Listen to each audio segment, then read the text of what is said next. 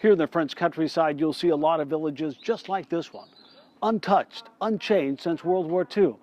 Back then, it was so rare to see a plane in the sky over your farm.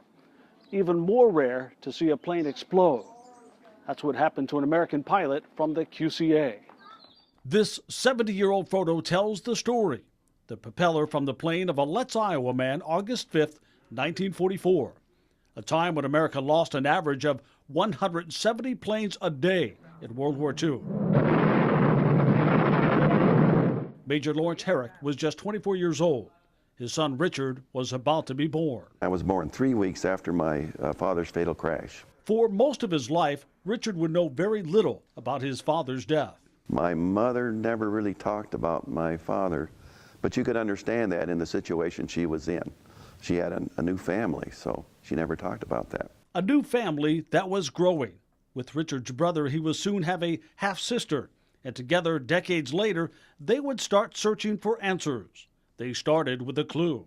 This lock of hair, sent to his mother so long ago, came with a letter from a sanatorium doctor in France who witnessed the crash and declared him dead. It's the letter from the sanatorium that helped my brother find the town where his father was killed. They turned to the internet. A teen blogger in France responded to a post, helping them find the town where he went down. That would lead to something completely unexpected, the discovery that their father was a local hero. A train was coming in through Rooney with supplies for the Germans. The French countryside was under German control. They forced the French to operate the trains. Lawrence Herrick's job was to get rid of the train. But he wanted to warn the French crew so they would have time to jump off, a move that would put his own life in danger. He strafed the train and came around for another pass. As he came around to drop the bomb or to strafe the plane, he did so, but the locomotive exploded underneath his plane. So he was coming around again to make another run at it, and that's when his plane exploded. Both the train and plane exploded. Farmers in the fields watched it all unfold and rushed to the scene. Many people ran to that area and did pick up the plane parts, but they moved his body to a farm home. They wanted to protect the pilot's body before the Germans got there. Those Germans would then give strict orders. There would be no funeral, no tributes, no words spoken. But the townspeople risked their lives and defied those orders. There was a man from Rooney who walked by the German soldiers and went in there and gave a small service. And it did not end with him laid to rest. The Herrick family would soon discover that this small town would celebrate and honor the American pilot, not just in the days that followed, but for decades to come. There's a plaque at the square, in the government square there, the military square, that is permanent, and that's where they have a celebration every year. Dear members of the Herrick family, you have come a long distance to join us on this day of remembrance. It is an honor for us to welcome you to this ceremony in memory of Major Lawrence Herrick. The family was invited to attend VE Day, Victory in Europe, May 8th. They toured the sites, celebrated, and met the families who lived through and passed down every detail from that day, including a farmer who was just a boy who ran to the scene. And he found this belt of ammunition, and he took the belt of ammunition. Well, he was only 10 years old. His family knew that if the Germans found them with it, harsh penalties would follow. He took one bullet from that belt, and he kept it. And ever since then, he's been wanting to meet the family. And in the schools today, Herrick's actions to liberate, to protect, to risk his life are taught to all the students who give thanks through their art and words. My father fought for freedom. And again, he gave us freedom, but he liberated them. There can be no other place on earth for us like Rooney, France, because my brothers found a father that they never knew. And now, even though they don't get to see him personally, they know that his story lives on. And back home, in the Letts Library designed by his son, these photos tell the story here too. Just down the street, his body, returned after the war, rests in a small, quiet cemetery surrounded by the growing corn.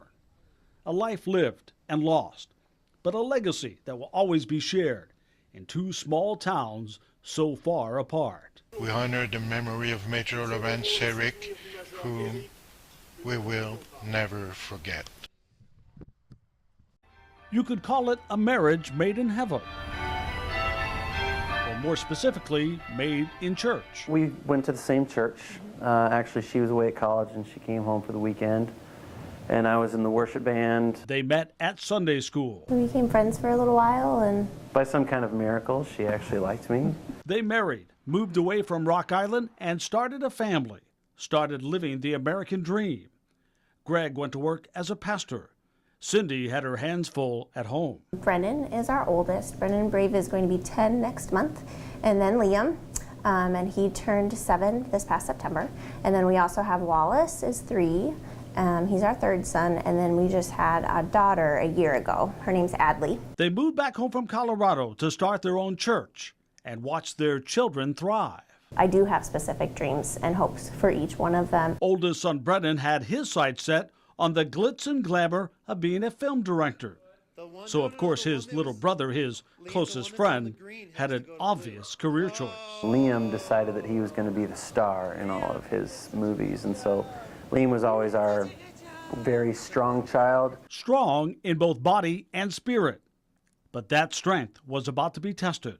The whole family was about to be tested by something that started so innocent enough. A cough was going around school. Liam came home running a low-grade fever. He had wanted to play catch with his dad that day, but baseball would have to wait. He woke up the next day even worse. He had a really bad headache on Tuesday, August 19th, and it was so bad. And we're talking about tough, strong Liam. He came to me in tears, just pressing on his head that he had a headache. His neck hurt. And his neck hurt. Doctors ran some tests, making sure he didn't have something like meningitis. They treated him for pneumonia and sent him home with breathing treatments. Another night, another day, and no improvement. In fact, Liam's energy was fading. His throwing arm was weak. Greg thought maybe, just maybe, he had a pinched nerve. Everything came back perfectly normal. They just figured that his arm wasn't moving because he was fatigued. His breathing was getting worse, his muscles losing control. They rushed back to the doctor, who sent them to the ER. When we were walking into the hospital with him, we were holding one hand each, and there was a moment where he tripped, and we were holding his hands, and he made no attempt to keep himself up. He didn't have the strength to even catch himself. But walking was the least of his problems. As healthcare workers ran tests and tried to figure out what was wrong, Liam took a dangerous turn. Suddenly he said, I can't breathe, and so, of course, I'm the protective dad. I'm like, there's something wrong. This is not just normal. Like, there's something really wrong going on. Faced with so many questions, so many fears, but the answers just weren't coming. Running out of options, the family was rushed here to Peoria. Could the doctors here make a diagnosis? Could they give the Hamptons hope? Tomorrow night, a team of experts move in, but Liam just keeps getting worse. It is frustrating to see a child who, in a matter of a couple of days, get paralyzed. And for the family, fears and frustration. I can't change anything. I can't. You're obviously brilliant doctors, and you're going to do a great job. I know you are, but it's not making it change any quicker, and I don't see anything happening. And you're doing everything you can, but you don't know what it is. The fight to save a little boy's life as Liam's long journey home continues tomorrow night at 10.